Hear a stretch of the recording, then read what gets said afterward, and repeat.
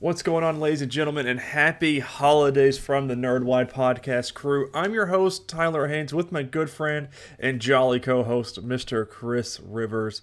Chris, we are exactly 1 week away from Christmas. How's your week been? How excited are you? And how depressed are you? We're taking a 2 week break. Impressed about the break, yeah. Mm, Uh, Work has slowed down, which is nice. mm. Um, I've got some time off coming up, especially at the first of the year, so that's going to be fun. Um, yeah, I'm excited. It's been going pretty good. So, what about you? How's life treating This past week's been busy, and it feels like the week up to Christmas, but it's 2 weeks until it. So I don't really like at work. We did our holiday party like on a Tuesday. No, it was a Wednesday morning, and then we had our unit lunch on Friday, and we went to the zoo illumination thing here in Nashville, where you just walk around the zoo with all the Chinese lights and everything. It was very pretty.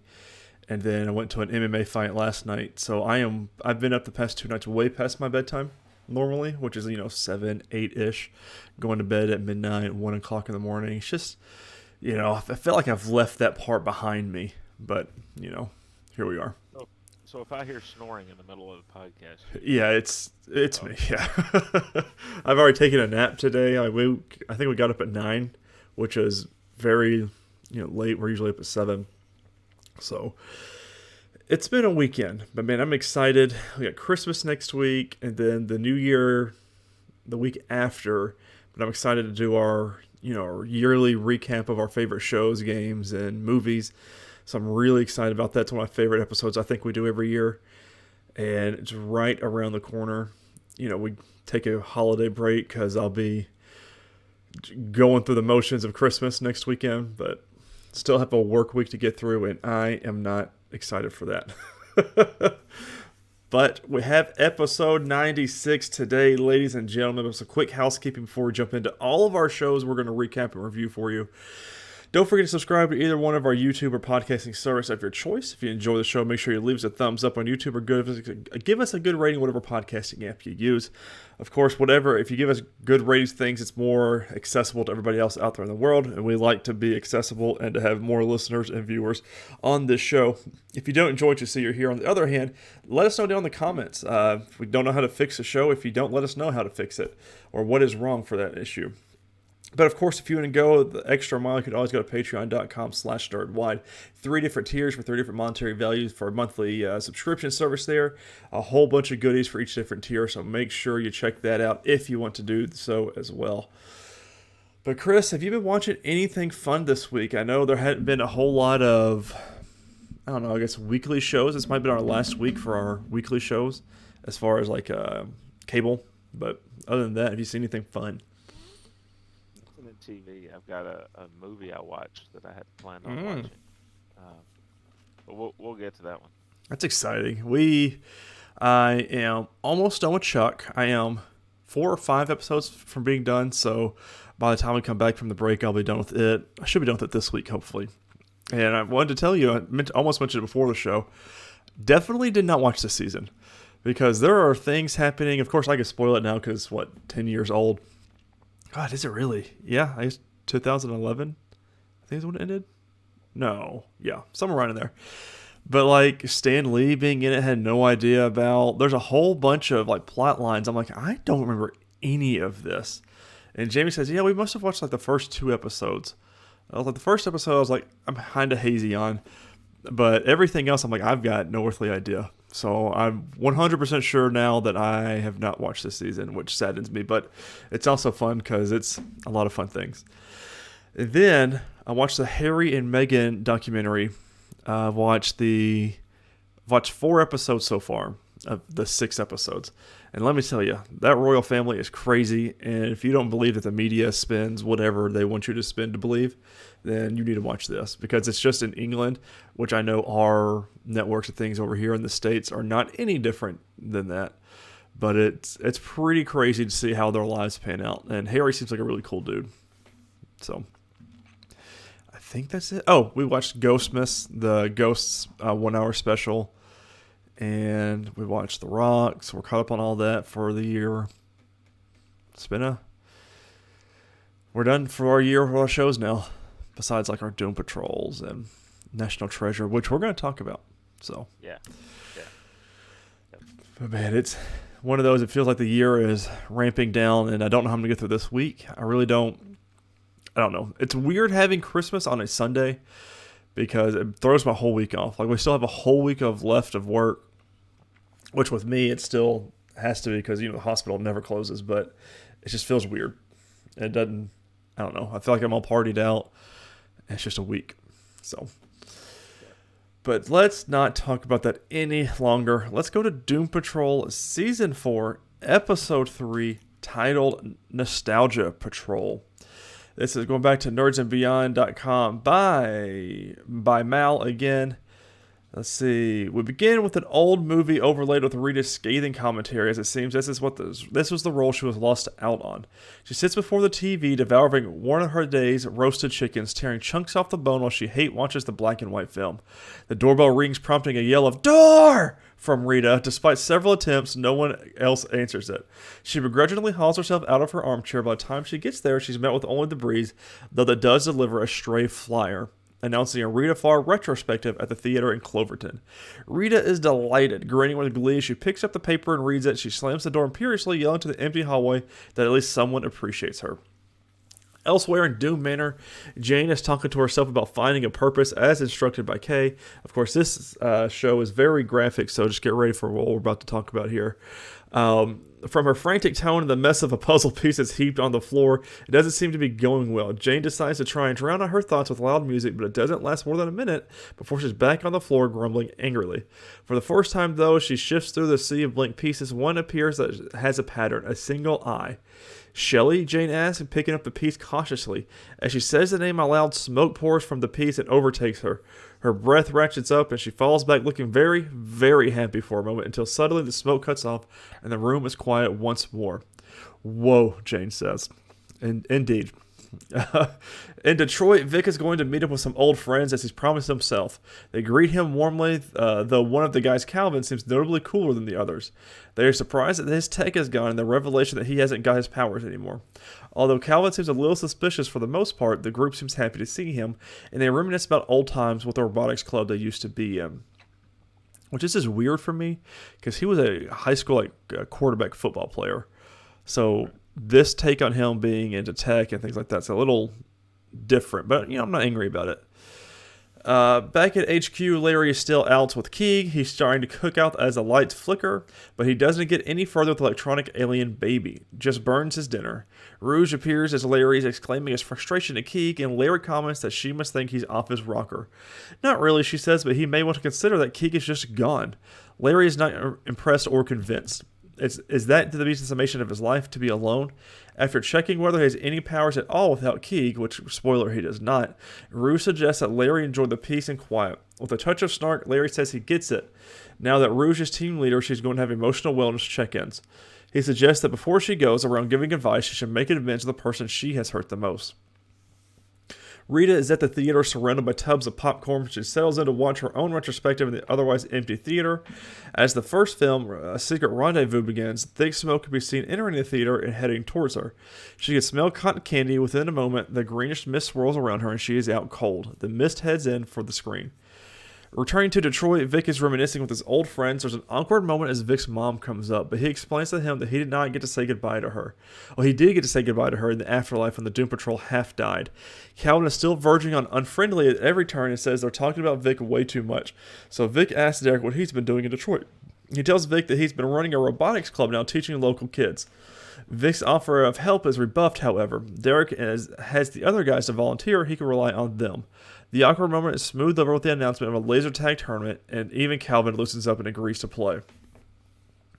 Rita awakens on a pillow-festooned a sofa as orchestral music plays. The world is looking suspiciously sepia. Oh no, Rita quietly exclaims, looking around.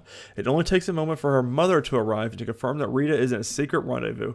She begins to protest, but is taken aback by the arrival of another actor, Kincaid. The handsome man surprises her with a jewel and places it around her neck. Swept up for a moment in that kind of life she wishes she had, Rita can't help but play along. After all, she says, why not me? Why shouldn't I be loved? The necklace shimmers as she gives in, and a drop of something almost bloody, and the appearance begins to feel it. Back in the real world, Cliff is contemplating his oven glove. Jane arrives and flops down on the opposite couch as Cliff immediately notes she's glowing. She looks great. What happened, he asks. Remember when we were in Cloverton, Jane begins carefully and flexed the thing that made us all feel. Cliff catches on it immediately. The orgasm thing? I don't want to talk about it. He doesn't want to talk about orgasms or feelings or little butts that go pop in your hand, apparently. Clearly, Cliff still has a lot of his mind that he's keeping between himself and his smiley oven glove. Larry announces that what they should do is sit in peace and quiet as they all have stuff going on, but he's cut off by an alarm and Rouge's entrance, calling a team meeting. To the team's horror, she's proposing a trust exercise, although Larry points out it's not that the team doesn't trust each other or didn't, but that they don't trust her. What Rouge suggests for the first time is to go to support Rita at her retrospective. Very, very begrudgingly, the team come on board to help her out. Even Larry, after initial resistance and some chanting, agrees to pause his Keeg reconciliation attempts and head to the theater. As the group arrives, Secret Rendezvous can be seen playing on the screen. Still, Polly, now Rita, is acting her way through the scenes. Larry, who has seen the old movie before, quickly latches on to the fact that the dialogue is not right. It's Rouge who puts it all together. Rita is in the movie. On screen, one of Rita's co-stars begs her to say the right dialogue and do what she wants. Unfortunately, he pops out of existence a moment later. The team, before the smoke develops her on screen with Rita, the team is in the theater are next. Cliff can smell Nutella, and they all pass out with the exception of Rouge, who manages to quickly catch on and turn into her bird form and escape the cloud. Let's see, there's a lot of fluff here. Let's see. Over in Detroit, laser tag is going on. Vic and his old friends are kicking ass in the game until Vic tells Derek that he has his back. Derek says, "Yeah, that's what you've always said, but you left." The two get into it behind a neon set piece, the game continuing around them. Vic was grieving. He didn't want to be Cyborg, but the more his friends tried to reach out to him, the further away he got. He's trying to make up for now, returning to his body and the people most important to him, but it's a little too late. They've changed. They aren't the people they once were. While he was invincible, they were vulnerable. Derek lost his best friend, but Vic did too, and he's here now. Why can't that be enough? In the closet, Cliff apologizes for blowing Jane off earlier. If she wants to talk about orgasm feelings, they can do that. Jane asks if Cliff remembers Shelley, the fog. She explains about the eye on the puzzle piece and the tender, gentle feeling that blew her away when she found it. Cliff asks what the problem is if she liked it. Kay, of course. Jane is worried about what's best for Kay. Fuck it, forget about Kay, Cliff says. But Jane can't, and that's the problem. Larry interrupts with a not Oliver swinging open the closet doors to let him know his new acquaintance can help them find Rita. Let's see. Rouge lines up a drink or three, thinking that she sent the team to their deaths. She takes a verbal tour of the worst hits before drunkenly promising herself that if the Doom Patrol returns, that she's going to make Rita leader again. Deciding that she needs a bigger bottle, she heads off to find one and leaves her strewn documents behind. When the coast is clear, Keek flickers his way out of the lights and goes to examine the files. Let's see. All right. This time, Rita awakes in a sci-fi movie. Not Oliver, revealed ominously to be Mr. 104, has led Larry, Cliff, and Jane to her. But of course, he was working with Dr. Janice all along. To wring yet more emotions from Rita, the rest of the Doom Patrol is stabbed into a cage over a flaming ravine. Furious, Rita tries to save them. Her family, the people she loves the most, even if they chose Rouge over her, she tells them so, and Dr. Janice, who appears to be the emotional finale, fills the last of the gem with Rita's passion. Immortus will rise, she intones, disappearing with the jewel, leaving the patrol cage and Rita scrambling over the flaming ravine. Thank goodness Keeg zooms in and saves the day. Instead of jumping back into Larry, with a blinding zap, he enters Mr. 104 instead. They all wake up in the theater except Rita, who is still out cold. Back in Detroit, Vic and his friends exit their old hangout spot. They bid their goodbyes and say it was good to see each other, but something's still not quite right. At the last moment, Derek stops and returns with a robot that they built way back when. Time to share custody. He's had the first 10 years, the next are on Vic, and Vic tells him that he's proud of him. With the screecher breaks, Cliff and Co. arrive home, waking Rouge. Rita is still unconscious and being carried by Cliff. Vic asks what's going on, and Larry somberly answers they have no idea what's going on. It was a good episode. I liked the whole going into Rita's movies and kind of going with that. And I like the whole Rouge saying, hey, this is what I've done wrong.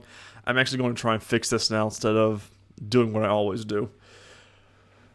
But again, Larry and Keeg are still my favorites, and I still want to know what's going on with them.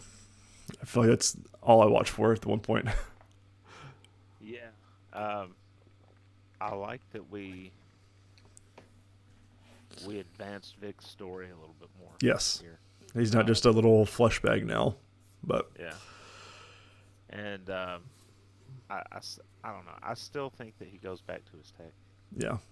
I still think they find a way to get him. Because he's cyborg. Right. It's the whole thing they're supposed to be. I think I don't know if it's because they're trying to cut down on CGI or makeup or something, but I'm like, okay, it's time to get him back to where he's supposed to be. Yeah. So. Yeah, exactly. And it looks like we have a returning character for next week too. Who's that? Did you see the preview? Oh, there's previews on the show? I probably don't ever watch long enough to see the preview. There wasn't what I watched, yeah, unless it was for a different story, but it looks like we're getting Niles' daughter back. Interesting. We've been wondering what was going to happen with her, because was it last season she was in, or 2 seasons ago? I think that was last season, right? Season 3? She like the first half? I don't even remember. Let me double check real quick. I'm gonna look at the cast for the next episode if they have it listed. But I saw a preview. I gotta start watching past the credits. I did for our movie to watch this week, though. I did do that. Did you? I did, because it had that one was a good one because it had the whole, which we'll talk about it later. But in the credits, it had the original movie, and then this movie, pictures like side by side of some of the same moments. It was just very, very cool to watch. Yeah, that was good. All right. Trying to avoid alerts that are popping up. Titans are still playing. Not for long, apparently. Right. Yeah. The next episode to air on the 22nd, and they only have one person listed in the cast, so they don't have her listed yet. Oh, so they don't even know. That's crazy. That's what it looked like. So. Well, that'd be good to have her back. I like her a lot. Yeah. So. So we'll be essentially taking a 3-week break. So we'll have 3 episodes to watch and recap next time we come back from the holiday break from everything. And it'll be the same thing for National Treasure, Edge of History for that one as well. So hang with us. We'll get there and we'll talk about it all. But something that did end this week, Santa Claus's episode 6, titled, do we have a title? I don't think I've got one. Scott Calvin Saves Christmas Again. We're going to showbiz.cheatsheet.com by Julia Zorale. And here we go for this one. 'Twas the night before Christmas for the Calvin family and the rest of the world. Grace grabs a special snow globe while the Wobbly Woods Witch, also known as La Befana, made a special soup. After learning the Calvins return to the North Pole, she reaches for the red coat even though it is missing again. Simon found the magical horse, but somehow missed Carol, Sandra, and Cal. The Calvins search for Scott, who is still in a holding cell. He released that Simon. He released that Simon didn't look for like. Oh, he admits that Simon didn't even look like Santa. There was no beard, no jolly belly. That means the sanctification process has not even begun. That's because he hadn't put on the coat yet, and there is still a chance to save Christmas. He's not officially Santa until he wears the red suit. Unfortunately, a drone hears that entire conversation and reports back to Simon.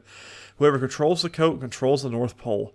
Just as Simon sends his drone out for the coat, Grace brings Simon her gift. He doesn't want it though, and he's so close to getting everything that he has ever wanted. What more could he want, Grace asks. He's already Santa Claus. Meanwhile, Noel is sobbing sadly about wanting a Betty Christmas. I love this scene so much. The Calvin family needs his help to find Scott, but Cal realizes he can sense that they're close. They're finally reunited, and Noel says the jail cell bars are licorice. He starts munching while Simon finds the toy soldiers from the Santa Claus 2. A nice callback to the old movies. The Santa reunites with her animal friend Lewis from the very first episode and asks for help finding the coat. Grace hears that and looks upset as she's on the other side of the bed. How, again, this is me speaking, how nobody sees Sandra. How Sandra doesn't see Grace on the other side of the bed, I don't know. But you know, it wasn't in the plot. let's see. Carol takes care of the toy soldiers while Cal opens up some drones. He actually sits there and talks to them, befriends them, and to help find Scott with his coat. The Calvin family sees a Santa Claus coat just as Simon does. Simon snags the coat and threatens to burn it, but Grace stops him from being the bad guy with her snow globe of Christmas memories. The coat returns to the real Santa, but now the orb that measures Christmas spirit is missing. They find it in the workshop, but it already has a black center and it's too late, and Scott Calvin blames himself. Instead of stepping up, he stepped down. Scott embraces his family and thanks their magical hug. The Christmas spirit is restored, and the elves all start returning. Betty and Noel see each other and hug. Betty hugs Santa, and with 3 hours until midnight, Scott Calvin puts on the coat and resumes his role as Santa. Because it's a team effort, he invites the whole entire family to ride in the sleigh. For his last stop, Cal delivers the gifts to Riley's house. After gifting her poinsettias, her favorite flowers, they kiss. Most families receive a magical snow globe as their gift, but hey, you can't always get what you want. You get what you need. Which, fantastic song to put in at the end of this episode. Now, the first season's done. We got some news to talk about coming up here for TV. But I wish this was just a movie. And I don't like that it was all broken up. If it was, I would have enjoyed it a little bit more. Like, have this episode for next week, the week actual before Christmas. But coming off of watching all three movies back to back to back, I feel like this would have been better of a movie format. It would have flowed a little bit better to me personally.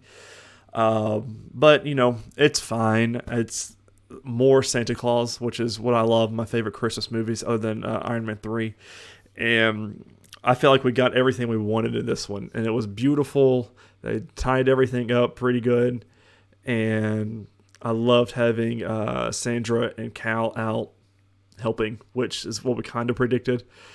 But I'm curious to see, kind of where we go from here. But I enjoyed this story. Yeah, I thought it was good. I didn't mind the show format. I think if you're going to do it as episodes, make them a little bit longer. Right. Because, we talked about it a couple episodes in particular. It was over, and I'm going, but it just started. Right. It's fly. Because it flows so well. Yeah. So I could see that. I could see they could have trimmed some stuff out that they really didn't need, that they only made it because it was 6 episodes. Right. And condensed it down to an action-packed movie. Well, I don't know how much. Well, there's a decent bit of action. Yeah. And just released it that way. But I liked it. I gave it on Letterboxd. I think I gave it 4 stars on Letterboxd. I need to start doing that. I always forget TV Time and Letterboxd. Oh, Titans just tied it up with 48 seconds left to go. Woohoo! So that's exciting. And then, yes, I'm excited to see where we go from here. It was a good show. I had a lot of callbacks and a lot of answers to a lot of the kind of the plot holes we had throughout the movies. We didn't see I forget what they call them, but the Council of Magical Beings, I think is what it is. Like with the Easter Bunny, Cupid, and everything. We haven't seen them. They were in movies 2 and 3. So maybe it's things to come. Yeah. So I did like the scene though with the licorice bars. Everybody loving it. I couldn't do it. I don't like licorice, but Cal cracked me up because you could definitely tell he's his father's kid. Because he's like, is there like another cell with red vines or something like that, or Twizzlers or whatever he said? I was like, oh, yeah, you're your father's kid, all right. Yep. So. All right, our next show talk about National Treasure: Edge of History, episode 1 and 2. We're going to a new website called The Laughing Place for both of these, and this is Bill Gausel for this recaps. It's 2001, and Peter Sadusky, played by Harvey Keitel, is alone in his office recounting the tale of the hidden treasure of Montezuma. As Cortez and his band of conquistadors invaded America, attacking the Mayans, Aztec, and Inca, the grand treasure of the 3 civilizations has been secreted out by an unknown group of women protectors and hidden from the conquering Europeans. At the same time, as Sadusky recounts his knowledge in Mexico, a treasure hunter named Raphael, dressed as a nun, has found one of the clues to the hidden treasure. Word about double-crossing the mysterious man named Salazar, there is a fight with Salazar's goons, and Raphael makes it home to help his wife and infant daughter escape the onslaught of a double-crossed Salazar. While Raphael will stay behind to buy time for his wife and daughter, his young child, Jess, played by Lisette Oliveira, which is our main actress for the show, will grow up never knowing her father, and with the instructions from her mother to never grow up to be like her dad. In modern-day Baton Rouge, never mind, we've got Cameron Dicker from San Diego, kicked a 43-yard field goal, and made it 17-14 LA with 4 seconds left. So I imagine that game's over. Sorry. In modern-day Baton Rouge, Jess, with her friends Tasha, Oren, and Ethan, are participating in an escape room with their talents to successfully escape when no other team has. The show works well together. Let's hope they remember this as the show progresses. I'm going to put a pause there because it opened up with that, and I was like, oh, she's in prison? Whoa, what is going on?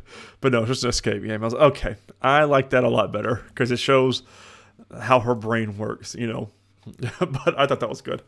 On the other side of the Atlantic, Billy Pierce, played by Catherine Zeta-Jones, is making her way through a new villa that she bought in Spain. As to why she bought another home, Billy is clear with her intentions. She believes that there are hidden relics that are related to an ancient treasure that was hidden from Cortez when he came to the New World. Not wasting any time, Billy smashes through a painting to find a hidden room and multiple artifacts. Jess's mother died a couple of years ago, we find out, and now she works at a local storage locker facility trying to get by. When her boss tasks her with identifying the owner of a delinquent locker, Jess uses items from the storage locker to track down Peter Sadusky. The flag in the locker belonged to Jake Sadusky, Peter's deceased son, and as they begin to talk, Peter compliments Jess on her ability to track him down. He tells her that she reminds him of another person he used to know. These are, of course, early allusions to Ben Gates. Jess's necklace is visible, and Peter proceeds to tell her that the necklace bears a symbol of a group of treasure protectors. As Jess explains that the medallion is the only thing she has left of her father, Peter tells her that the medallion would have only been given to someone who was part of the treasure protectors. Before leaving the Sadusky home, Peter gives Jess a clue to finding a relic related to the lost treasures. It's in an envelope which Jess refuses to take, but when she arrives home, she finds out that Peter slipped the envelope in her bag. It's addressed to her grandson Liam, and Jess is unsure how to proceed with this. Meanwhile, Billy Pierce has been keeping an eye on Peter Sadusky, seeing through her surveillance that Jess has spent 10 minutes inside the home. She decides to follow up on the newcomer to the treasure hunt. At the storage locker facility, FBI agents, in quotes, show up to question Jess and inform her that Peter Sadusky has died. While the agents are intimidating and threatening, Jess tells them nothing and they leave her alone. Billy wonders about Jess and whether or not she lied to her fake FBI goons. With the sword of Cortez in her hands, the master villain has a hunch that there's more to this unknown girl than meets the eye. Billy has Jess's apartment ransacked, fearing the box of items from the Sadusky locker is lost. Jess is relieved to see that Oren had the box and brings it back home. Jess decides to go look for Peter's grandson. Jess and Tasha talk to Liam only to find out there was a bad blood between grandfather and grandson. He refuses to take the envelope and doesn't care what may be inside. He has not thought for a moment about the treasure, except that it is a fool's errand that cost his father's life. Back at the apartment, Jess opens a letter and sees the hidden clues in a picture of Peter, Liam, and his father Jack. Enlisting the help of Tasha, they sneak into the Baton Rouge Masonic Templar building and find an ancient relic that's part of a clue to the lost treasure of Mesoamerica. Knowing that Jess poses a threat to Billy's success, she calls the young treasure hunter and offers to pay any price named. Jess is noble in her response and says no. Being the master villain that she is, Billy ups the stakes and informs Jess that she has captured and kidnapped Oren. The episode closes with a shot of a bearded man pasting another picture of the symbol that was found on Jess's medallion on his prison cell wall.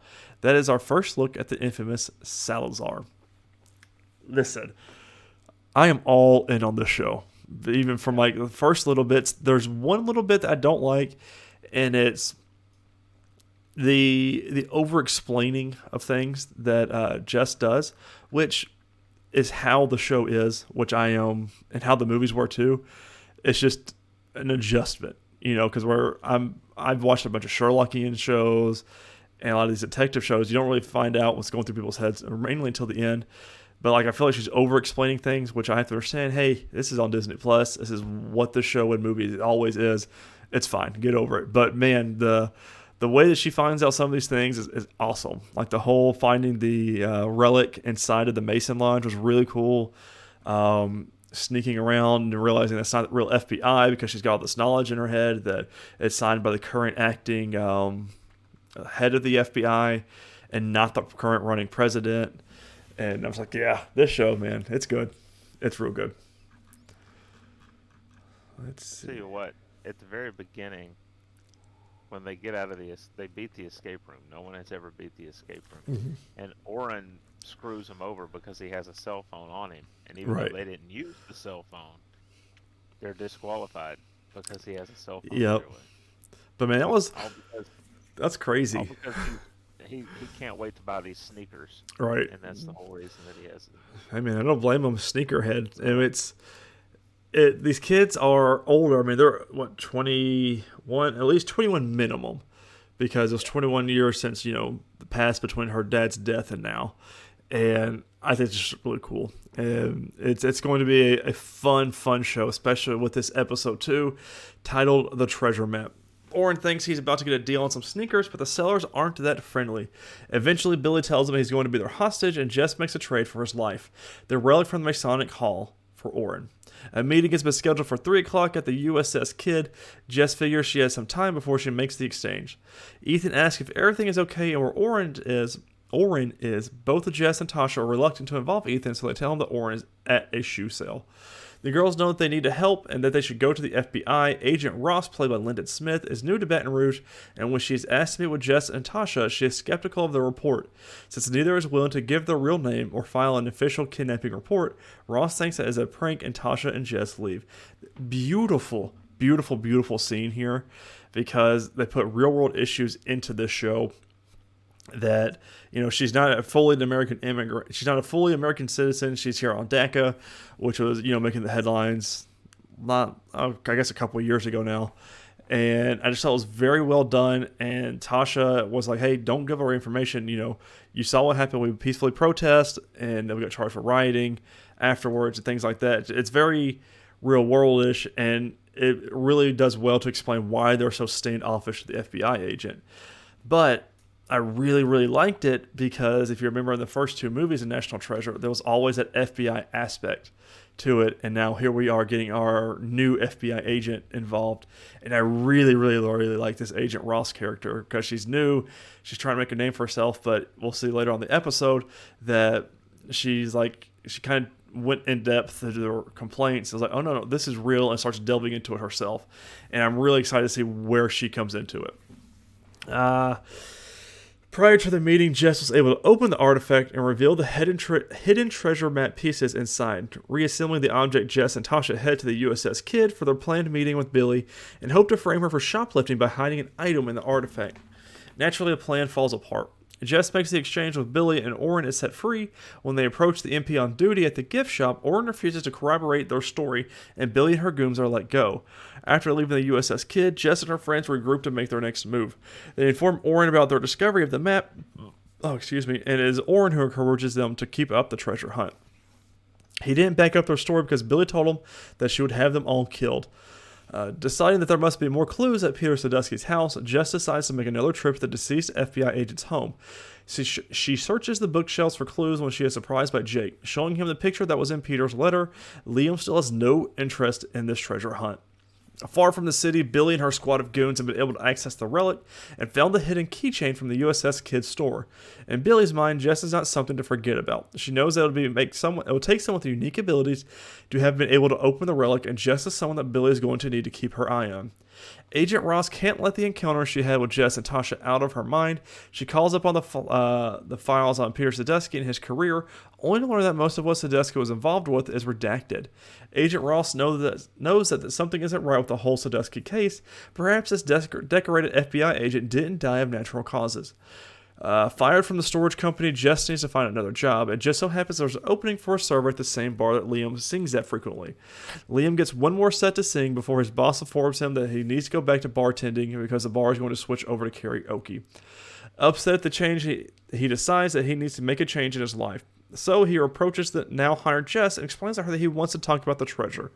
After work, he shows Jess the hidden clue room at Peter's house, an important unpublished academic paper where Liam's dad got his information from to start the treasure hunt. Jess is shocked to see that academic paper was indeed written by her mother. Man, we are tamed. Like, there's so many lines to so many different things here, and it's all connected. This whole web of this treasure hunt, and it is expertly done. Like, very, very, very well done. Obviously, I think this Liam guy is going to be an issue at some point because I think he just wants the money. Because he does not want any part of this, and it's just kind of setting up. He wants out of this house, out of this town, and he wants to move to good old Nashville. Let me tell you, Liam, if you're trying to go there for singing, you and hundreds of others every year do the same thing. So you got to have something that stands out. And, 9 times out of 10, it's not going to happen here. So, but man, National Treasure, Edge of History, I am 100% all in. It's got everything that I want in these kind of shows, and it's going to be fun. Like, even the whole Sherlock Holmes deduction thing when she's at the bar trying to get a job, he's like, oh, we don't need anybody else, you don't have any history, blah, blah, blah. And she's like, well, and she starts listing all these things that's going on at the bar, and he's like, when can you start? And she goes, I can start now. And like, it was table 1 needs sugar packets, that guy's chair is leaning, someone's eating barbecue for the first time, doesn't know how to eat it, and she's making a mess. It's like just a whole bunch of random things that a good server and someone who pays attention to details notices. And I just thought it was very well done. So, the CO2 was out for the soda fountain. Yeah. So they needed to change the tank, and I did not get a chance to rewatch the movies like I wanted to. No, I didn't either. I wanted to, but I don't feel like it's done well enough that if you haven't seen the films, you can kind of drop in and enjoy this. Yeah. If you saw the films but haven't seen them in a while, you're still going to enjoy this. I'm hooked on it. Yeah. And I know it's probably what, 6 episodes? Let me Google that. 6 or 8. Because it's usually the stuff that we really like. Like, yeah, which is very limited. Yeah. But then the stuff that you're like, I'm not really interested in that. They're like, 50 episodes. It's like, great. Appreciate that. 10 episodes. Oh, that's better. Yeah, and they're all 45 minutes long, so I am A-okay with it. Congratulations, Disney. You did something right. They're still way ahead of Warner Brothers. Correct. So, but no, it's really good. I like that they're making us wait too for some of the returns. Mm-hmm.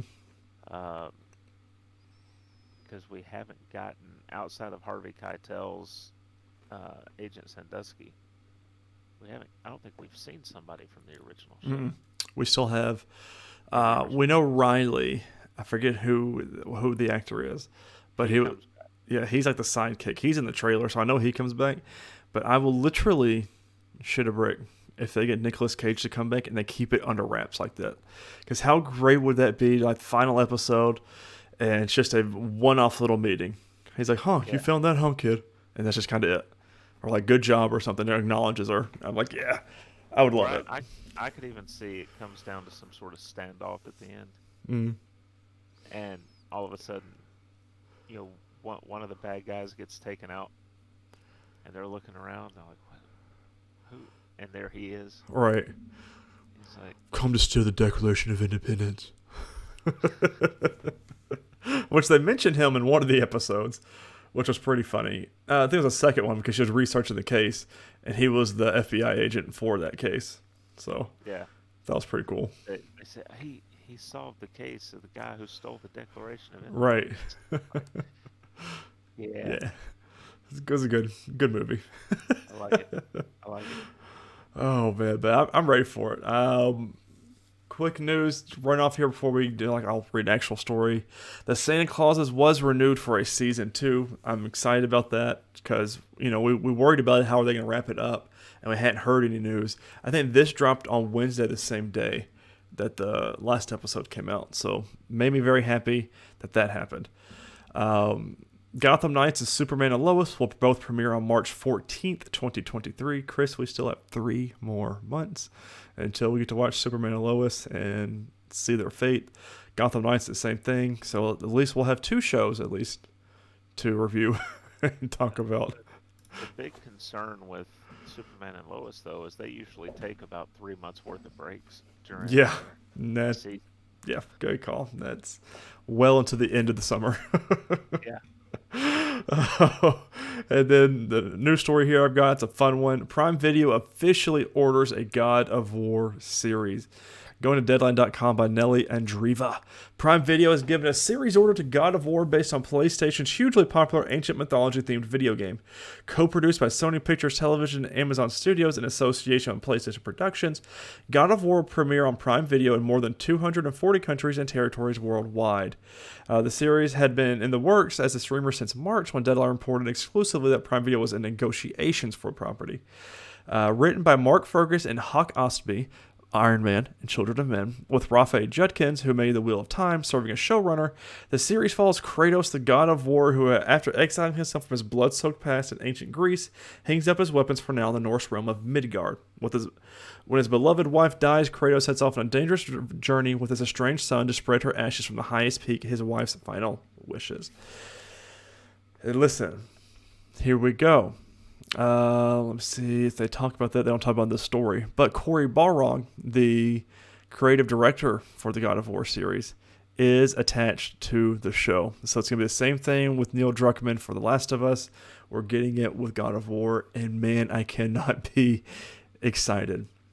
And when this news broke, of course, everyone's like, who's going to play Kratos? Who's going to play Kratos? And Christopher Judge himself, the guy who, voice acts for it, said, I want to be him. So I'm like, all right, let's make that happen. Got to. Yeah, I mean, I'm very curious to see what they do, but I really, really want that. There's some other names being put out, Dave Bautista, which I'm like, okay. But I mean, my thing is, you've got a guy who is a giant who can play Kratos, who voices Kratos, who's gotten awards for voicing Kratos, wanting to be him. Come on.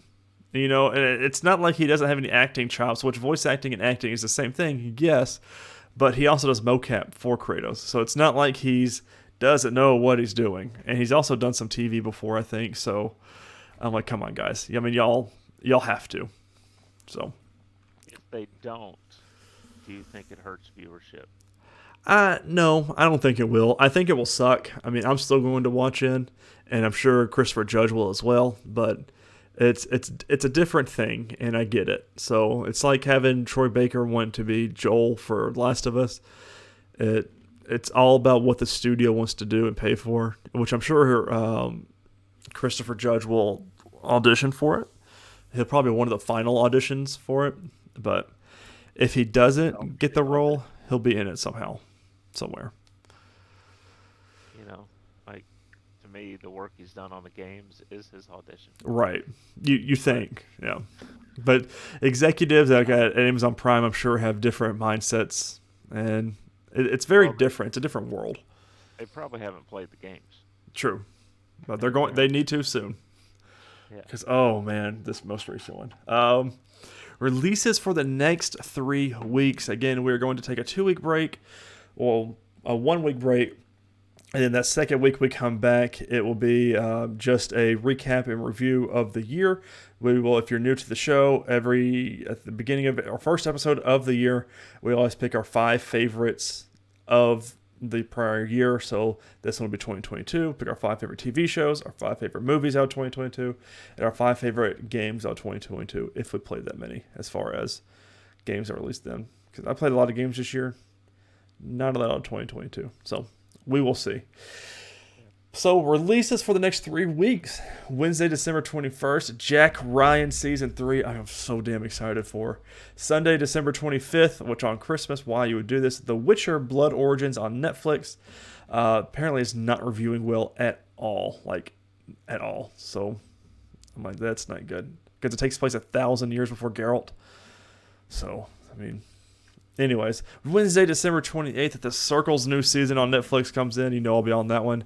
And then Wednesday, January 4th, Star Wars The Bad Batch Season 2 jumps on Disney+. And that is it for our TV shows. is it. So we're going on to movies. Uh, did you watch any other movies this week? No, I did want to watch National Treasure. Never got to it though. Yeah, What about you, yeah, Chris? Anything? I didn't get to see National Treasure. I did check out off of someone's recommendation Guillermo del Toro's Mm. Pinocchio. How was that? I really liked it. Yeah, Okay.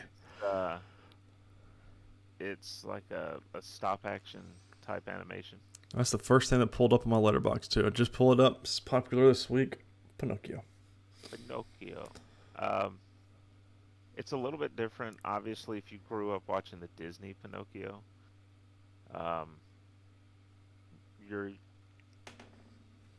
This one has some imagery. It's very much Del Toro, right? Because Mm. the imagery is starkly different from what you're used to. Um, Pinocchio, for most of the movie, does look like he's made from a tree Right. because it's not like the cartoon where he's painted up to look similar to a boy, you know. But it's very entertaining. It's the story of Pinocchio, Right. but it does have a lot. Actually, real quick here, because Del Toro's able to get some of the top people out there, and I want to get this right. Let's see the cast for Pinocchio 2022. Now there's a Disney that's coming out. Don't confuse the two. Yeah, because that was weird for me because they had them around the same time. Especially like they were in the news cycle a lot around the same time. It's hard to keep them separated. Ewan McGregor is the voice of Jiminy Cricket. Oh, that's right. Dave That's Bradley, exciting. Geppetto. Um, Ron Perlman has a character he voices, Podesta. That's a good one for him. Turturro is Finn Wolfhard, most familiar to people from Stranger Things. Voices Candlewick in this. Spazzatura is voiced by Kate Blanchett. They are really star-studded for this thing. Yeah. Tim Blake Nelson voices Black Rabbits. Count Volpe, who's the main villain in the piece, is voiced by Christoph Waltz. Tilda Swinton voices the Wood Sprite. So, I mean, it's really entertaining. It's really fun to watch. For me, I gave it 3.5 stars, just because it was so different than what I'm used to with the Pinocchio story. Right. I was kind of like it was a little bit of an adjustment, but it's very very well done, worth the watch. Um, Is that on so Netflix? is that a Netflix? I think it is. I think so. Let me double check. I think it is. But definitely give it a go. I think it might go down as it's Netflix. Awesome. It might go down as the favorite Pinocchio for a lot of people. Pinocchio in review is what it sounds like, Chris. Yeah. All right, our main movie this week, our main review. This is our last Christmas movie that we are reviewing for the year. It's our last movie to review for the year, period. Yeah, A Christmas Story, Christmas. Do we want to go full spoilers? It's been out for a month. Yeah, let's go for spoilers. It's not like a big deal. So I'm going to read the longer plot here. Some of this is going to help if you've seen the original, which most people have. Something else I also want to rewatch this week, but never got around to. Yeah, there's a lot that. Man, I miss being a kid when the holidays meant having time off. Mm-hmm. Wasn't that nice? Yeah, Zoe's got 2 weeks off of everything. And I'm just like, God, what I would do for that time right now. So the plot is essentially as follows. In December of 1973, 33 years after the events of A Christmas Story, Ralphie Parker has moved away from Pullman, Indiana, and lives in Chicago with his loving wife Sandy and 2 children, Mark and Julie. Ralphie has been taking the year off from an unspecified rat race job to write his first novel, but its excessive length leads multiple publishers to reject it. Yeah, it's over 2,000 pages long. Mm-hmm. So, Which is not abnormal this day and age. Like, but it's 73 is extremely long. it's also a sci-fi novel, so Right. it's that. As the family prepares for Ralphie's parents to come visit for Christmas, Mrs. Parker calls to tell Ralphie his father, aka the old man, has sadly died. The grief-stricken family makes its way to Homan and Ralphie's beat-up 1966 Plymouth to be with Mrs. Parker, who's received a large number of casseroles as condolence offerings. She gives Ralphie two tasks: write his father's obituary and take up his mantle of making Christmas special for the family. Ralphie's children befriended one of the Bumpus kids next door and are bullied by two children on a snowmobile. Ralphie reunites with Flick, who now owns a tavern, and Schwartz, who still lives with his mother and has run up a large tab at Flick's. He also takes his family out tree shopping and, failing to replicate his father's negotiation skills, ends up with a tree too tall for the house's living room. While decorating, Julie becomes nervous there isn't an angel to top it with. Improvising, Ralphie tells her Santa Claus looks for stars in Homan, not angels. All the while, all the while, he finds his first typewriter in the attic and begins work on the old man's obituary, struggling to find the right words and instead using his makeshift workspace to write the sequel to his still unpublished novel. While leaving the house to go ice skating, Sandy slips and sprains her ankle, causing her to need crutches. As Christmas Eve approaches, the family goes to Higby's, where, miraculously, Ralphie manages to buy everything Mark and Julie ask for, while their children wait in line to see Santa. A tipsy Sandy and Mrs. Parker, as well as the store's entire restaurant, are thrilled. On the way back, the Plymouth breaks down again, and the family passes the time needed for it to cool down by having a snowball fight.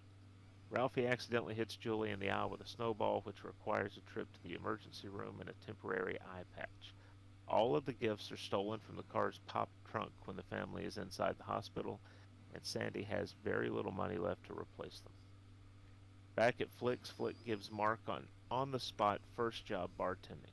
His patience I with Schwartz. loved this scene. Like, I Yeah, really enjoyed this scene. And this and was even fun. at the beginning of the bar, like when we first go to Flick's bar for the first time, and the wife calls in, and everyone's like, "Oh no, no, not here!" And everyone just stops in their tracks. I loved it. And Yeah, even better when the kid was involved. yeah, it was great.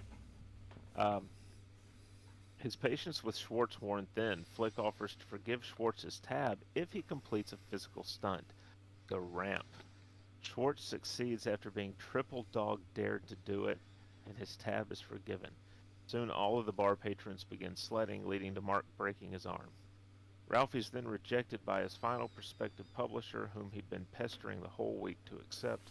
Disheartened, he throws the second manuscript away and gives up on writing. After some comfort from Sandy and remembering the Christmases of yesteryear, Ralphie suddenly gains a burst of inspiration and writes a piece that far exceeds the length of a normal obituary, tearing up at the memories of the old man. However, he leaves it on the desk rather than sending it to the newspaper to prepare for Christmas Day. Mark and Julie manage to get back at their bullies by building a snowman over a tree stump so the snowmobile crashes. Genius. It was fantastic. I love that. Um, that night, though, Julie becomes upset after the tree's star falls and breaks. Ralphie, frustrated, goes out against his wife and mother's urgings to find a new one. Since all the stores are closed, his only option is to borrow the star with a beer company logo on it from the tree in Flick's Tavern, breaking and entering the premises to do so. On his way out, he's caught and apprehended by Scott Farkas, now a police officer. Ralphie's terrified at what Scott will do to him, but after some initial teasing, he actually brings him home, saying he owes Ralphie, because their fight set him on a better path in life. He also unknowingly reveals his own children to have been the bullies of Mark and Julie. As Mrs. Parker and Ralphie reminisce about the old man, the Christmas tree once again blows a fuse. The former orders the latter to bed, saying she needs to learn these things herself now. Mm. Christmas morning, Ralphie's confused by compliments he receives about his piece in the newspaper. Sandy, it turns out, found the obituary manuscript and took it to the local paper, and its high quality led to it taking the front page as a full column and quickly being syndicated. Ralphie is offered a new job as a syndicated columnist, fulfilling his dream of leaving the rat race and becoming a full-time writer. Opening presents, it's discovered the old man had bought and personally wrapped very thoughtful gifts for the family shortly before his death. Much of the town soon comes to the Parker house for Christmas dinner, along with Ralphie's younger brother Randy, fresh from a business trip to India. After dinner concludes, the Core family asks Ralphie to read his story about the old man. Seeing his father's vacant red chair, but realizing he's still very much there that day in spirit, Ralphie takes a seat and begins to read, fully embracing his new role as the old man's successor.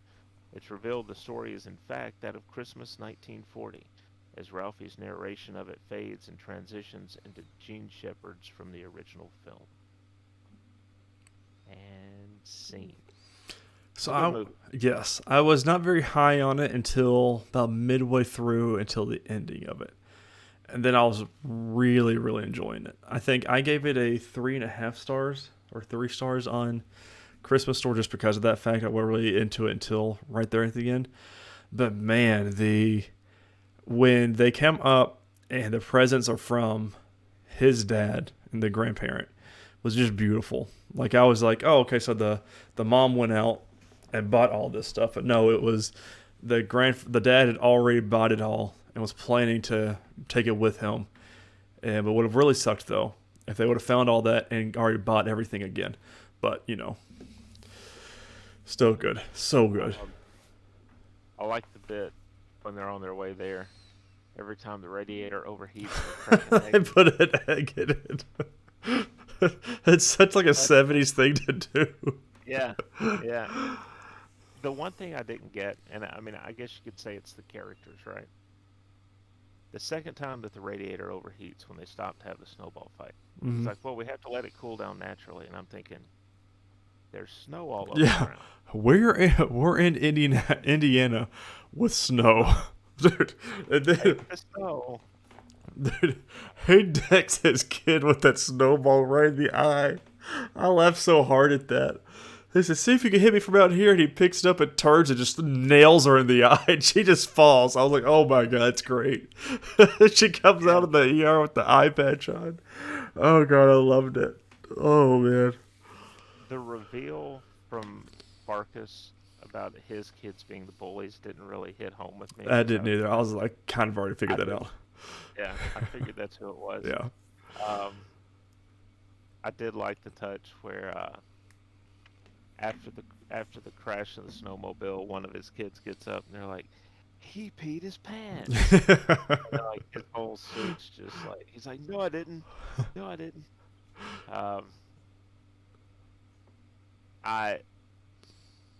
You could tell that this whole thing was basically a tribute. Yes.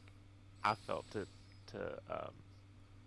the old man character, and I thought they did that well.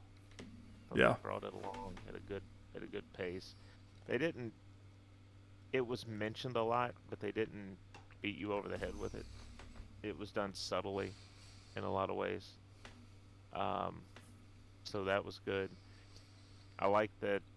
Now they did recast the mom because I looked it up. The actress that originally played the mom in the film, she's like 83 now. Oh wow, yeah, it would have worked out timeline wise. No, I mean, that made sense to recap. But I love that they got so many of the original people. I loved that. I was afraid the brother wasn't going to be in it much because like they called him from India. I was like, oh, so they probably got him for like one day, and they're not going to do anything else with them. And then he came in at the end. So okay, good. Yeah. I think even I'm not sure about the Santa, but the elf that was sending people down the slide, I think it was even the same actor. Right. Oh, I want to look that up. The original. But even some of the lines, like as Ralphie's kids are going to get in line to see Santa, he's like, don't let him kick you in the face. Yeah, just some of the nods to the old one. And I wish we would have gotten the lamp leg back. Like we kind of got it, but we didn't get the leg. Yeah, so I was really hoping we got that. We did get the bunny suit. Yes, very funny. Yeah, and we got the radio where he's tuning it to get the update on Santa. But you brought up too, and this was also a favorite bit of mine, is during the end credits, they have these images that mirror images from the original movie, Mm-hmm. and that was really cool that they paid that kind of attention. It was more of a fan servicey movie, but it was a very good story fan servicey movie. Like it wasn't just made just to be made. It was a good, like if A Christmas Story is your favorite movie, then this sequel did a really good justice to it, and brought all your favorite people back, referenced a lot of things. I did love the very small amount of clips we got in reference of A Christmas Story. Like they didn't beat you over the head with those either. They just said, here's like 3 seconds of how this is relevant kind of thing. And I think they maybe only did it 3 or 4 times in the whole 2-hour movie. As he's reading his story, and he gets to, I guess, a bit of dialogue in the story, and they overlay that dialogue. Oh, so good, man. Interesting thing too is 2 of the producers. One of the producers was Peter Billingsley, who stars as Ralphie. Mm-hmm. One of the other producers was Vince Vaughn. Really? So, yeah, I thought that was kind of cool. You should have made a cameo. Yeah, that would have been interesting. Yeah, or like, maybe he could have made a cameo as one of the publishers, or right. There's something small in there. Actually, now that I'm thinking about it, let me double check that, because could have been in disguise somewhere. Well, I'm wondering, could he have been Santa? And A Christmas Story, Christmas. It says live and on the air reporting here. Research. Because usually folks will pop in on something like this. I'm not seeing it. No, I don't have anything. I was just saying that he was credited for producing. Huh. Yeah. David Gillespie played Santa. Okay. Well, he did a fine job. Yeah. It just would have been really interesting if Vince Vaughn snuck in there in a role. Right. I gave this, what I gave this? 4 stars on Letterboxd. I think this year, Spirited, by far, was my favorite Christmas movie we watched. And even this week, I was still listening to Good Afternoon, just because I can't get that out of my head. Yeah. Good movies all the way around, though. I mean, we've had some good ones. Even this whole year, I don't think we've had a bad movie this year that I can remember. I think I'll give us like 2 stars. I don't think I'll give anything 1 star this year. When was Thunder Force? Oh, that was 3 years ago. Because I wasn't living in this house then.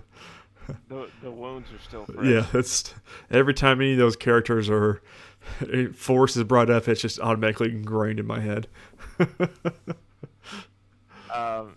Next week, well, not next week, 2 weeks from now. Mm-hmm. No, 3 weeks from now. Yeah. 3 weeks from now. I'm confused. Glass Onion, A Knives Out Mystery. Starting the new year out right, because trust me, we could have done it with Black Adam. Yeah. No. Don't tempt me, Chris. I'll make it happen. No. I don't really want that. I'm scarred enough as it is. Which sucks, because I was really hoping that would do better. We'll see. I mean, it's going to be scrapped, and I hate we that. haven't watched it yet, No. so we may like it. Yeah. We'll see. It might just be my favorite movie of all time. But I doubt it's going to be Iron Man. Yeah, it's going to be hard to beat those. Notable news: Dune 2 has wrapped filming. Yeah. Who makes Dune? Lionsgate, I think. Lionsgate. Who makes Dune? Basically, since it's not Warner Brothers, you don't have to worry about them shelving it. Westwood Studios is who it is. Okay. And Denis Villeneuve.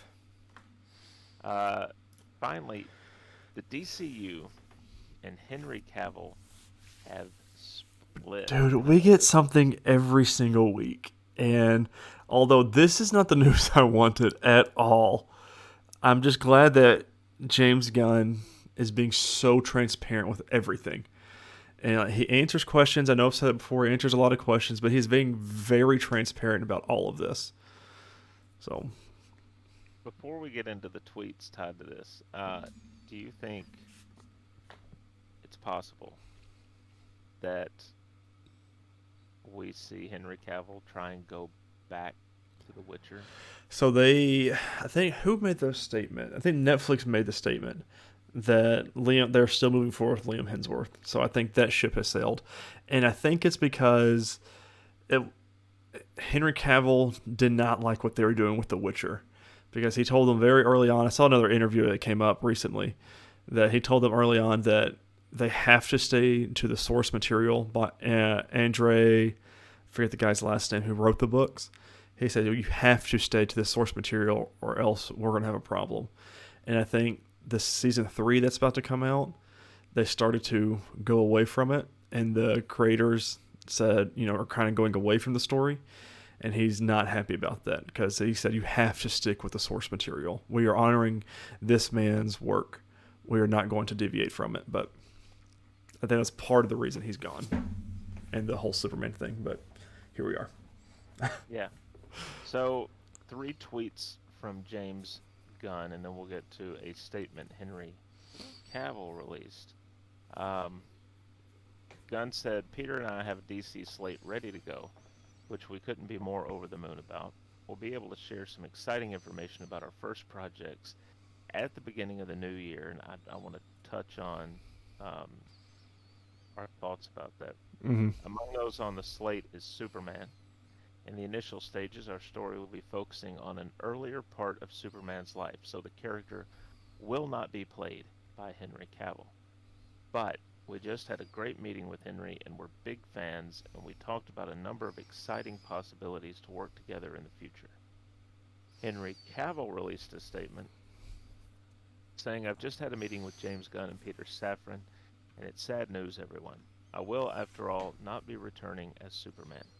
After being told by the studio to announce my return back in October prior to their hire, this news isn't the easiest, but that's life.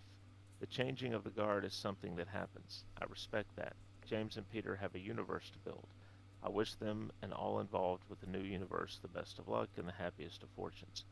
For those who have been by my side through the years, we can mourn for a bit, but then we must remember Superman is still around.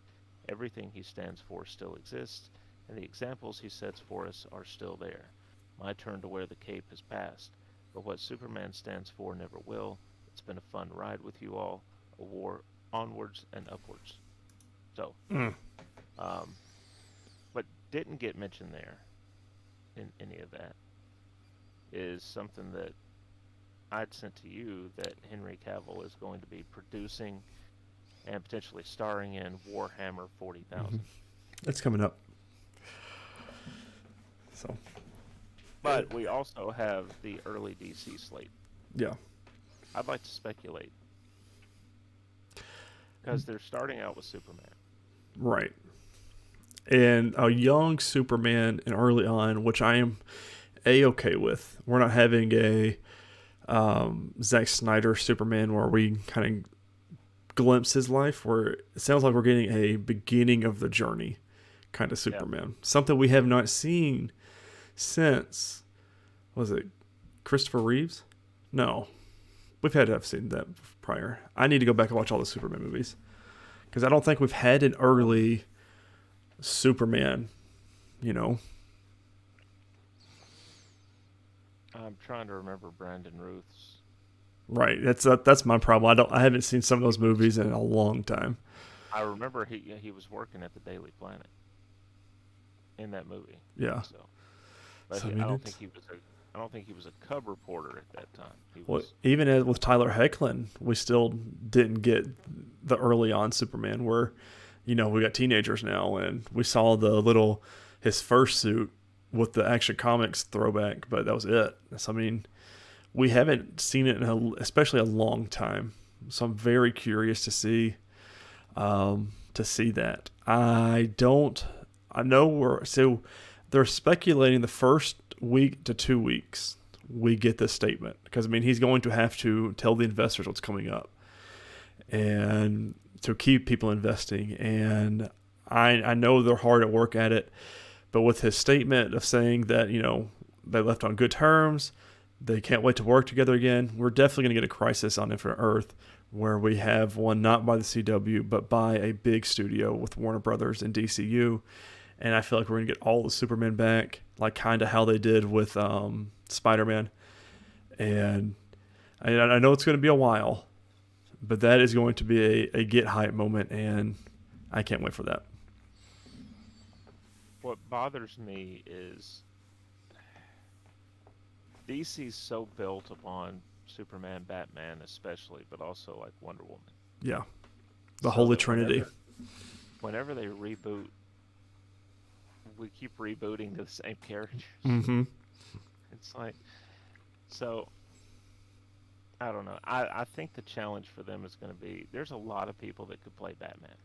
Right. I think there's a fair number that could play Superman. Gal Gadot was kind of perfect. Yeah. Yeah. And that upsets me. How do you find someone else to take that on? Yeah. We said the same thing with Linda Carter, though. So, I mean...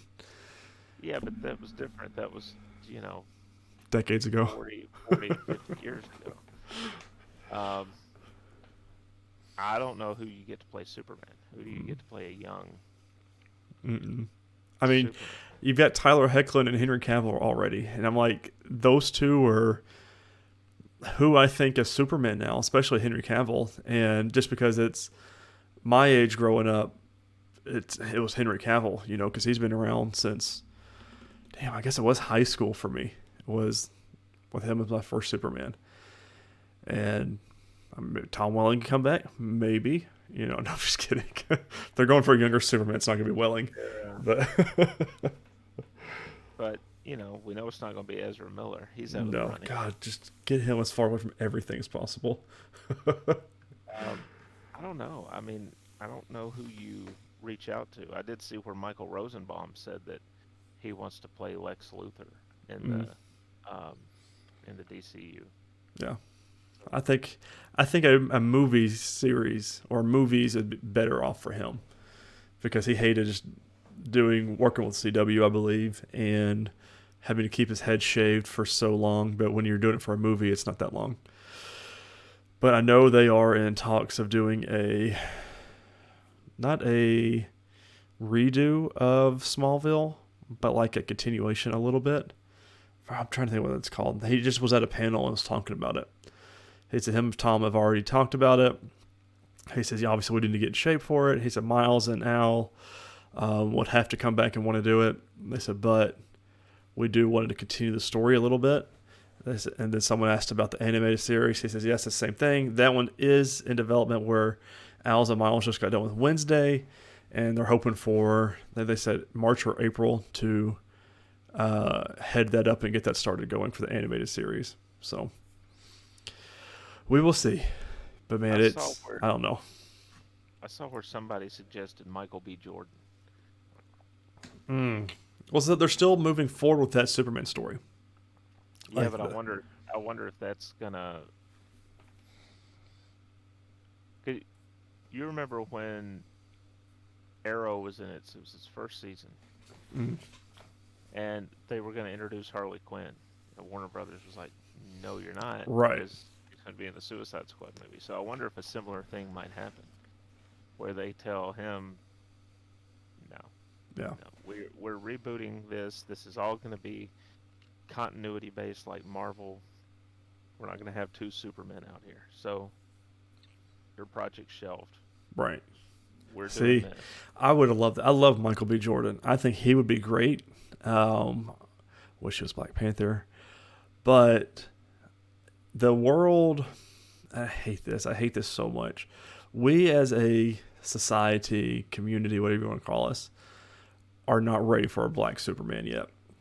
Because the backlash and things that will get spread because Superman's not black. He's always been a white guy. Why has everyone got to pander to the liberals and stuff like that? I hate it. I love that's why I want that Black Superman story to go through. Michael B. Jordan, he's just producing it. I don't think he's acting in it. There's nothing. We haven't really had news since last year about that, huh? God. Yeah. To me, if they were to put a stop to it, it would probably be to cast him. Yeah, I would be 100% on board, and I would buy so many tickets and showings just so they could get that money because the world's a terrible place, and I want that. God, could you imagine though, Chris, Michael B. Jordan as Superman? That would be so cool. Yeah. Oh man, maybe. Maybe we'll see. Yeah, if anybody could do it, James Gunn could. Yeah, I was gonna say if anybody is going to push forward and say, I don't really care what people think. Yeah. We're doing this, and it's how it's going to have to be. Yeah. Releases this week, or these next 2.5 weeks. Glass Onion, Knives Out Mystery is going to land on Netflix December 23rd. Give all you folks something to watch on Christmas Day after you've wrapped presents. I started to say eating presents, but it depends on what you get. Yeah. In cinemas, Babylon comes out December 23rd. And on Netflix on January 6th, The Pale Blue Eye. That's the Edgar Allan Poe one. With Christian Bale and who is the other one? Yeah, it's Pale Blue Eyes, upcoming American thriller film starring Christian Bale as a detective in 1830 in West Point, New York, who investigates... Let me go pull it up. Blah, blah, blah, blah.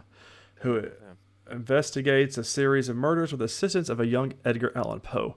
Film is written and directed by Scott Cooper, adapted from the 2003 novel of the same name by Lewis Byard. Harry Milling, Gillian Anderson, Lucy Bonton, Charlotte Gainsbourg, Toby Jones, Harry Lottie, Simon McBurney, Timothy Spall, and Robert Duvall. We might have to wait and put this on our list. Yeah. Because that might be a good film. Yeah, well, I'm not going to be upset if we push Black Adam back another week. To put that one in its place. I'll put it on here. Just go for it. Oh, man. We do like our detective and mystery. Yes. So, Tyler, games. Video. Chris, have you been playing anything this week? Not a whole lot, no. I kind of spent time with TV shows this week. I don't blame you. Another movie. I have Destiny 2, had this dawning event, been playing nonsense out of that. And today, actually, I started playing High on Life, that Rick and Morty creator, God, I forget his name right now, Justin Roiland game. It's different. It's fun. It's got that Rick and Morty humor in it, filled all through it. And if you've seen the trailers of it, it's just like the trailers. Gameplay is actually pretty decent, and I'm only like 2 hours in, but I'm enjoying it so far. So we'll see if I keep going through it, which I should. It's taken me a minute to get through. Destiny has got its grip in me, and I got Assassin's Creed armor. What else do I need? Video game news this week. Hideo Kojima Productions will develop and produce a Death Stranding movie. We're going to Variety.com by Jordan Moreau. Another massively popular video game is getting the big screen treatment. This time it's Hideo Kojima's action game, Death Stranding. Kojima Productions is partnering with Alex Labavocci's Hammerstone Studios to develop and produce the film based on the 2019 video game from Kojima. This will be the first feature from Kojima Productions, and it will introduce new elements and characters into the Death Stranding world. Quote, I couldn't be more excited about this new partnership with Hammerstone Studios, said Kojima. This is a pivotal moment for the franchise, and I'm really looking forward to collaborating with them and bringing Death Stranding to the big screen. The original game challenges players to reconnect a fractured society after the cataclysmic Death Stranding event. This has opened a doorway between the living and the dead, leading to creatures from the afterlife roaming the fallen world marred by desolate society. Carrying the disconnected remnants of humanity's future in his hands, players embody Sam Bridges as he embarks on a mission to deliver hope to humanity by connecting the last survivors of a decimated America. Now, my question is, do you think they get the stars of the game to actually act in the movie? I don't know. I would like for them to. Yeah, because they've played the characters and they are all big time actors. So Yeah. It. See, for some reason, it bothers me less going that way than it does the other way. I'm I'm less bothered by recasting for a film or a TV show mm, than I am when you make a video game based on a film or TV show and you yes, have different actors playing the parts. you can clearly tell they're nothing alike. Right. Yeah, That irritates me more. And early 2000s was a rough time. That was when they were notorious for doing that. It was so bad. yeah, terrible. And they even continue, which they got better with it. But the Avengers video game, they did that. Mm-hmm. They didn't have the MCU folks in there, so They still had good voice actors, but it was definitely not the same, and not a fan. So yeah. And then our last news story of the year, Chris. Henry Cavill to act and produce for a series adaptation for Warhammer 40k. We're going to the HollywoodReporter.com by Boris Kitt, who broke this news. Henry Cavill may not be donning a red cape, but he does have a cool new gig. The actor, who Wednesday officially hung up his Man of Steel cape after Warner Bros. Announced it is going in a new Superman direction thanks to the DCU studios, blah, blah, blah, we talked about that, is attached to star and executive produce a series adaptation for Warhammer 40,000, the popular science fiction fantasy miniature wargame that is set up at Amazon. Amazon secured the rights to the game produced by Games Workshop after months of negotiations and fending off rival companies that has sought the rights. This is envisioned as a potential film and TV play. No writers or showrunners are attached. Vertigo Entertainment's Roy Lee and Natalie Viscuso teamed with Cavill to secure the rights and deliver it to Amazon. Vertigo will EP with Cavill and GAW's Andy Smiley and Max Bortrail along with Amazon Studios. Quote, it's great news and we're absolutely thrilled. We're working with a fantastic triumvirate in Henry, Vertigo, and Amazon. Henry's well-known love of Warhammer 40k and his passion as a world builder and storyteller will serve us all well in the years to come. Finally, Warhammer will make it to the screen as the fans have hoped and as they deserve. Exciting times, said Andy Smiley, creative director of GAW. This is a passion project of his, and Henry Cavill is always messing with Warhammer things. All over his Instagram, and whenever he does interviews, he's always talking about Warhammer. So this is, yes, he might be hanging up The Witcher and Superman, but to do something on a project that you know that you're going to be able to put all the producing and things into and make it what it should be, and that's going to be a fan service to the fans, I think he's going to be very, very, very well off and distracted from everything else. So good for you, Henry. You have filled our year up with plenty of news, and why not for the last episode of the year have it filled with Henry Cavill, just like I intended it. Notable new releases for the next 3 weeks. I've got Naraka Blade Point for Xbox One, December 22nd. We don't have anything the last week of the year or the first week of the year, so that is where we get our drought. But ladies and gentlemen, thank you so much for sticking with us for a whole nother year of 2022. It has been a fun one. We always really enjoy doing this show every week. Next year is going to be a lot more fun. Thank you so much for listening to the last episode of the Nerdwide podcast for 2022. Don't forget to share on all your favorite social media platforms, and forget to rate and review this podcast on whatever your favorite podcasting service is. On Twitter, for now, you can follow us at nerd_wide. You can follow me personally at Ty_Haynes, or you can follow Chris at MavTN7. Of course, Twitter is doing Twitter things with who owns it and is doing things as we speak right now with it. On Facebook side of things, if you go to Facebook and search in Nerdwide Podcast, nerdwide.com, Nerdwide, we are the very first thing that pops up. Follow us on either Facebook or Twitter right now, and those will be the first places you can know when we go live if you are not subscribed.